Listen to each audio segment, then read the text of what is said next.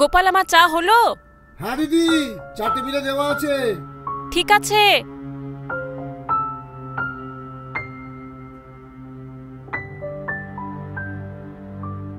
গোপাল। হ্যাঁ দিদি। তুমি এবার বাড়ি যেতে পারো। আর শোনো না, কালকে একটু পারলে তাড়াতাড়ি এসো না, কালকে অনেক প্রেশার আছে কাজে। আচ্ছা, আর বাবুর ওষুধ? তোমাকেও নিয়ে চিন্তা করতে হবে না, আমি সব দিয়ে দেবো, তুমি যাও। আচ্ছা।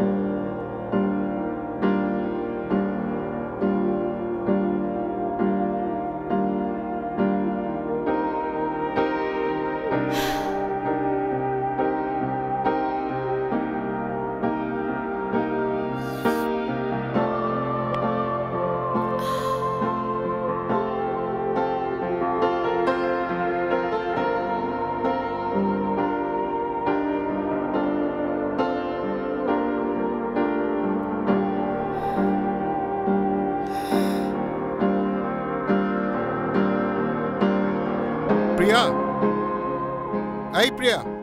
হ্যাঁ বাবা। কিরে, তোর এই নতুন ফ্ল্যাট কেমন লাগছে? ভীষণ সুন্দর হয়েছে বাবা, চারিদিকটা কি সুন্দর সাজানো গোছানো গো। চেনা জায়গা থেকে বেরিয়ে এসে আমার তো ভীষণ ভালো লাগছে। চেনা জানা জায়গা থেকে বেরিয়ে আসবো বলেই তো ফ্ল্যাটটা নিলাম। তুই তো জানিস ওখানে রাস্তায় বেরোলেই নানা রকম টোন টিটকিরি উড়ে আসতো। লোকের অকারণ কৌতূহল, অবান্তর প্রশ্ন, বেঁচে থাকাই দায় হয়ে উঠেছিল।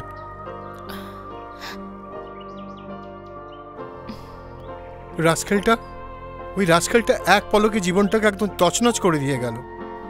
থাক না বাবা ওইসব কথা, আমরা এখন নতুন ফ্ল্যাটে এসেছি, চলো না নতুন করে আবার সবকিছু শুরু করি। তুমি আর আমি এখানে খুব ভালো থাকবো বাবা, তুমি দেখো। হ্যাঁ।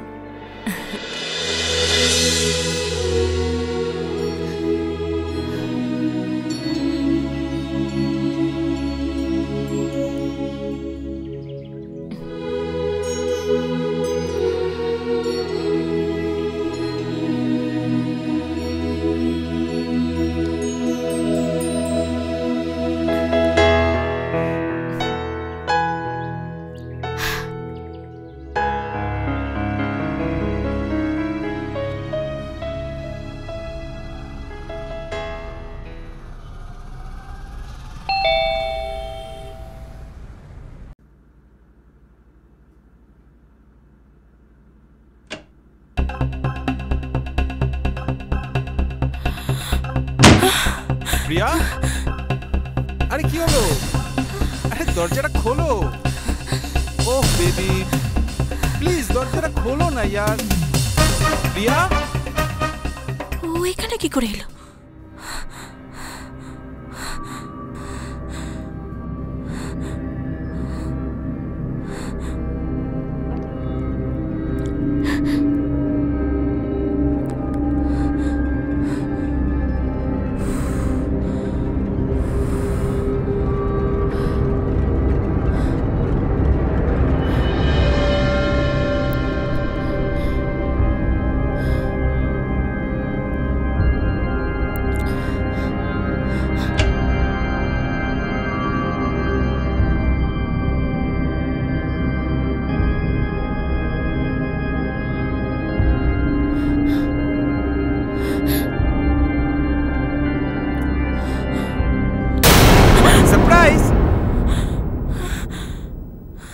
আরে কি হলো?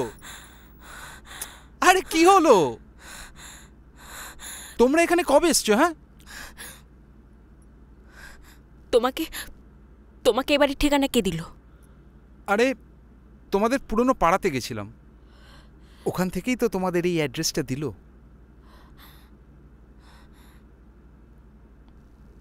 আমেরিকার পাটকে ঝুঁকে দিয়ে এসছো নাকি? আমেরিকায় তো গেছিলাম, কিন্তু ওখানে থাকতে থাকতে না হাঁপিয়ে উঠেছিলাম, তাই তো আবার এখানে চলে এলাম ফ্রেশ অক্সিজেন নিতে। অক্সিজেন এখানে? অক্সিজেন নিতেই তো এলাম। আসলে আমি আমার অক্সিজেন সিলিন্ডারটা তো এখানেই ফেলে গেছি, তাই তো আবার কলকাতায় চলে এলাম। এই যাবে তো আমার সাথে?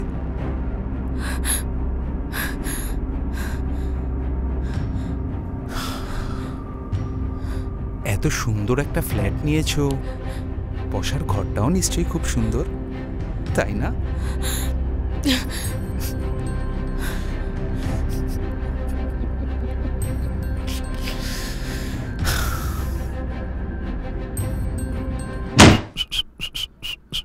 Hello uncle, uncle how are you? আরে আঙ্কেল কেমন আছেন? আরে আঙ্কেল চিনতে পারছেন না? আরে আমি অর্ক। আরে 2 দিনের জন্য নিউ ইয়র্ক গেলাম আর আপনি আমায় ভুলে গেলেন? ও আঙ্কেল, আঙ্কেল। অর্ক, কি হয়েছে? অর্ক বাবা কথা বলার মতো অবস্থায় নেই। কেন? সবই তো ঠিক আছে, কি হয়েছে? আঙ্কেল, স্ট্রিট ও অ্যাক্সিডেন্ট। Uncle, street accident?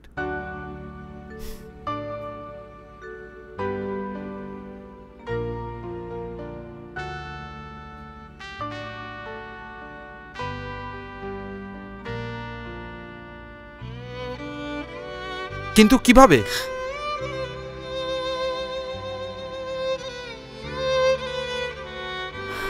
একটা বাস ব্রেক ফেল করে এসে বাবাকে ধাক্কা মারে। বাবা 6 মাস হসপিটালাইজ ছিল। বেঁচে গেছে, কিন্তু কোমায় চলে গেছে।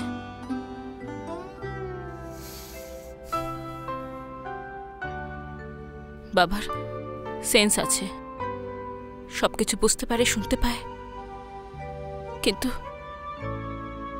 কোনো রিঅ্যাক্ট করতে পারে না। Sad, very sad. তা এখন দেখাশোনা করছে কে? হ্যাঁ, আবার শুনেছিলাম তুমি নাকি একটা চাকরি করো। হ্যাঁ, করি তো। বাবাকে দেখাশোনা করার জন্য একটা লোক আছে, গোপাল। ও টুকটাক নার্সিংও জানে। ও তাই বুঝি? বি প্র্যাকটিক্যাল ইয়ার। এভাবে একটা জীবন্ত লাশকে অনন্তকাল বয়ে নিয়ে যাওয়াটা একটা জীবন হতে পারে না। আর সামনে তোমারও তো একটা সুন্দর জীবন পড়ে আছে, তাই না? তার থেকে বেটার যদি তোমার বাবাকে externally. I never consider him as a জীবন্ত লাশ, Arka. He is my father. উনি অসুস্থ। উনি স্বাভাবিকভাবে যতদিন বেঁচে আছেন, আমি ওনার চিকিৎসার জন্য যথাসম্ভব চেষ্টা করে যাব।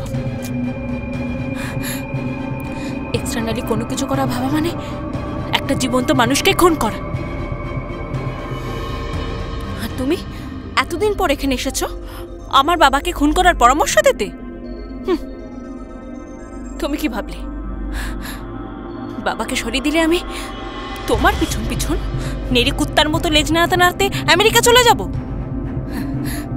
ন্যাড়া বেলতলায় না একবারই যায়। আর অর্ক, গার্গীর পোস্টমর্টম রিপোর্ট দিয়ে না আমার অনেক প্রশ্ন আছে।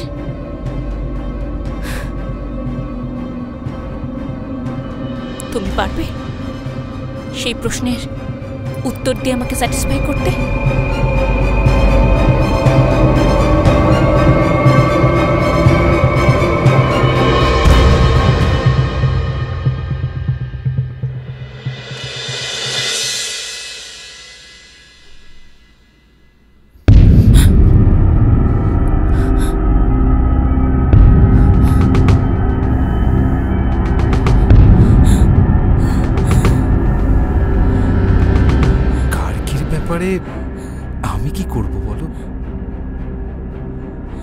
বাবাকে ট্রিটমেন্ট করে স্বাভাবিক জীবনে আর ফেরানো সম্ভব না, বুঝলে? Don't touch me you bloody rascal. কথায় কথায় মেয়েদের গায়ে হাত দেওয়ার নোংরামাটা তোমার এখনো গেল না, তাই না?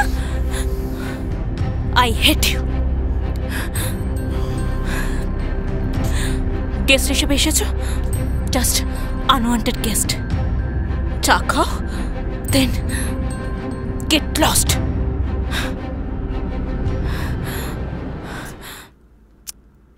আরে আমাদের সম্পর্কটাতে কি ভালোবাসা ছিল না? সেটাই আমার জীবনে ছিল সব থেকে বড় ভুল। তোমার মতো মানুষকে ভালোবাসাটা,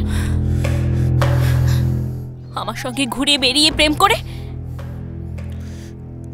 শেষ পর্যন্ত তুমি কি করলে? কার্কিকে বিয়ে করে সাত তাড়াতাড়ি আমেরিকা চলে গেলে, ওখানে গিয়ে সেটেল করে গেলে।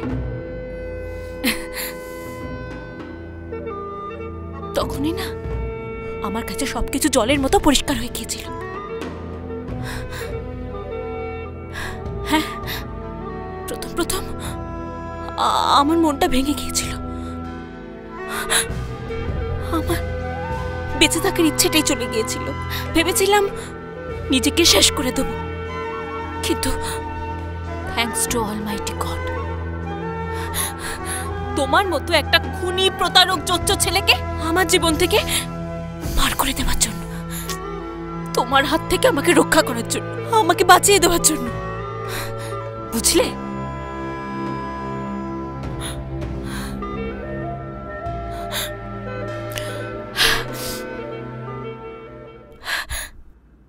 জানো অর্ক, তোমার আমেরিকা পালিয়ে যাবার পর একটা দারুণ ব্রেকিং নিউজ পেলাম। হিন্দুস্তান পার্কের রুমা পালকে মনে আছে? কি হলো, মনে আছে? তখন তুমি আমার সঙ্গে স্টেডিতে ছিলে। ওইদিকে রুমা পাল 2 মাসে প্রেগনেন্ট অবস্থায় সুইসাইড করে। কি মনে পড়ছে কিছু? আনম্যারিড রুমা পালের পোস্টমর্টম রিপোর্ট বদলে দিয়ে সাডেন হার্ট অ্যাটাক করা হয়েছিল, অনেক কাঠখড় পুড়িয়ে, শুধুমাত্র মেয়েটা সম্মান বাঁচানোর জন্য, তোমার নোংরামো রাখতে। আর ওইদিকে তখন তুমি রুমা পালকে প্রেগনেন্ট করে আমার জীবনটা তছনছ করে গার্গীকে নিয়ে আমেরিকা পালিয়ে গেল। আমেরিকায় গিয়ে একটা সুন্দর বিচে রোম্যান্স করছো।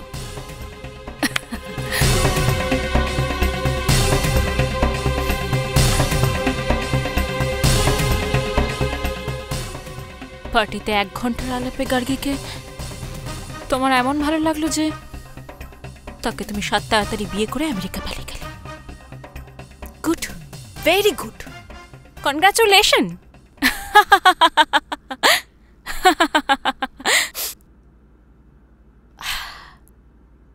আর ওইদিকে তখন তুমি ভুলে গেলে আমাদের 4 বছর রিলেশনশিপ রাখার পর 3 মাস পর যখন আমাদের বিয়ের ডেট, আমাদের বিয়ের ভেন্যু, সমস্ত কিছু রেডি, এমনকি আমাদের কাশ্মীরে হানিমুন যাবার প্রপোজালটা তুমি আমাকে দিয়েছিলে। মনে পড়ে তোমার সেসব কথা? কি হলো, মনে পড়ছে কিছু? যাকে বাদ দাও সেসব কথা, আমার কথা ছাড়ো। তোমার সুন্দরী বউ গার্গীকে নিয়ে তুমি আমেরিকায় কত বছর সংসার করলে?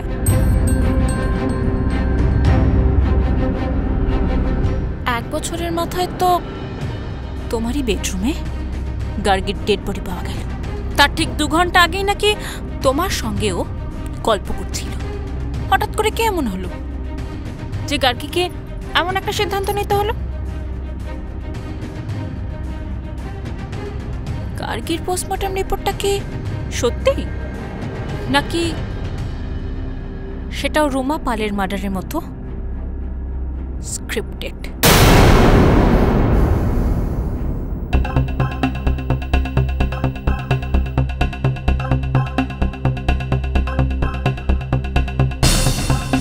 এত কিছুর পরও আমি আমার রুমে তোমাকে ঢুকতে দিয়েছি গেস্ট হিসাবে এন্টারটেইন করছি। যাও, এবার গিয়ে ড্রয়িং রুমে বসো,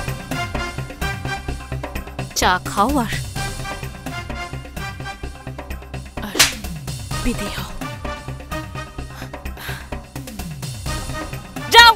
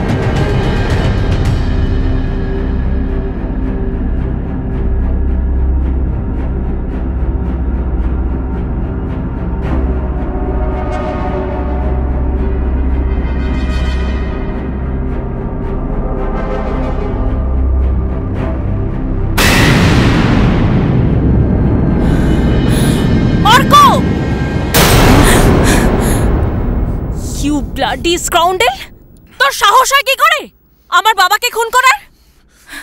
এক্ষুনি এক্ষুনি তুই আমার বাড়ি থেকে বেরিয়ে যা, নইলে কিন্তু আমি পুলিশ ডাকতে বাধ্য হব। তোর এত বড় সাহস, তুই আমার বাবার ভেনে এয়ারপোস্ট করিস?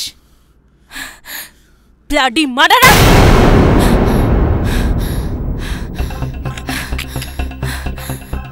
ও বেবি, তুমি তো আমার উপর ফালতু রাগ করছো। তুমি আমার কথাটা বোঝার চেষ্টা করো। দেখো, আমি তো আঙ্কেলকে শুধুমাত্র মৃত্যু যন্ত্রণার থেকে মুক্তি দিচ্ছি, তুমি একটু বোঝো। এইভাবে কিন্তু আঙ্কেল কোনোদিনও আর সুস্থ হতে পারবে না। আমি তো শুধুমাত্র আঙ্কেলকে মুক্তি দিচ্ছি, প্লিজ একটু বোঝার চেষ্টা করো। আর তোমার এই রূপ, তোমার এই যৌবন, এগুলো সব বাকি রয়েছে। আর সামনে তোমার একটা এত সুন্দর জীবন রয়েছে। আমি তোমাকে একটা সুন্দর জীবন উপহার দিতে চাই, তোমাকে ভালো রাখতে চাই। I love you baby.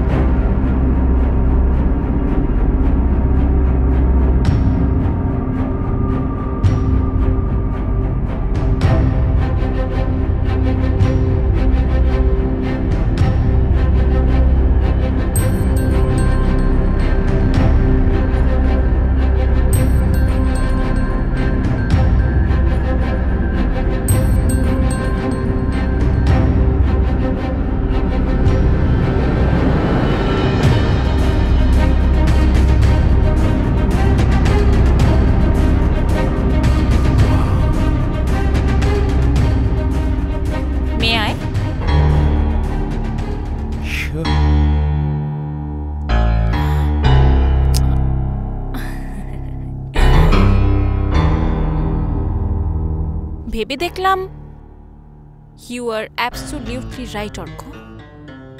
সত্যি তো, বাবার পেছনে আর কত সময় দেব?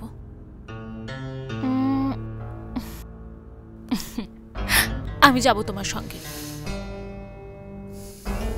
যেখানে তুমি আমাকে নিয়ে যাবে আমি সেখানেই যাব।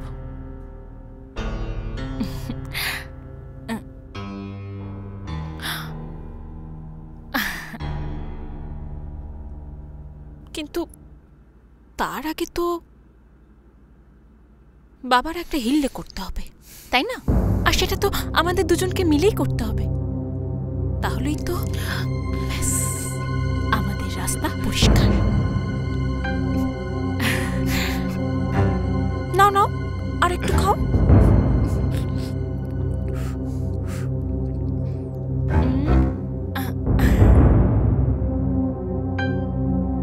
আমি তোমাকে ভালোবাসি অর্ক, খুব ভালোবাসি। I love you.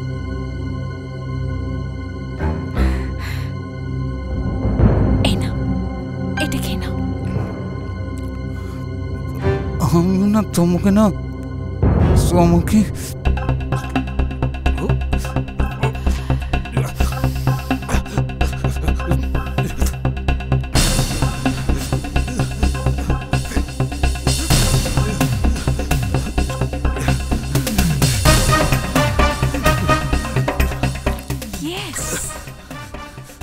প্রথমে তোমার কথাগুলো জড়িয়ে যাবে, তারপরে বডির এক একটা অংশ প্যারালাইসিস হয়ে যাবে।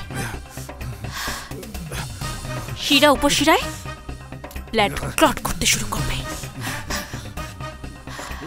ব্রেন কাজ করাও বন্ধ করে দেবে, হার্ট আর পাম্প করতে পারবে না। End of all story.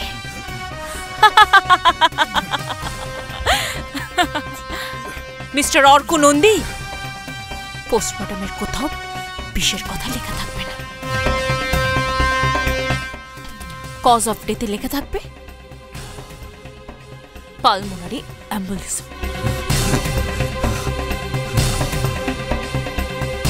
রক্ত জমাট বেঁধে আটকে গেছে, তোমার সারা বডি টক্সিক হয়ে যাবে।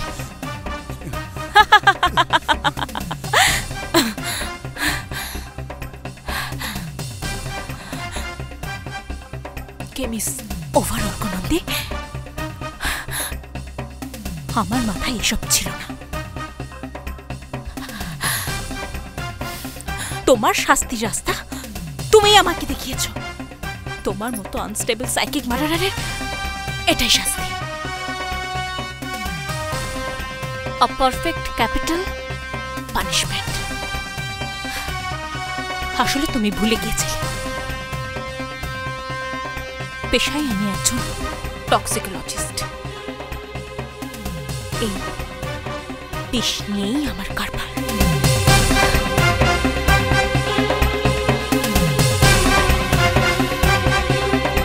তোমার story end, mister Arka Nandi.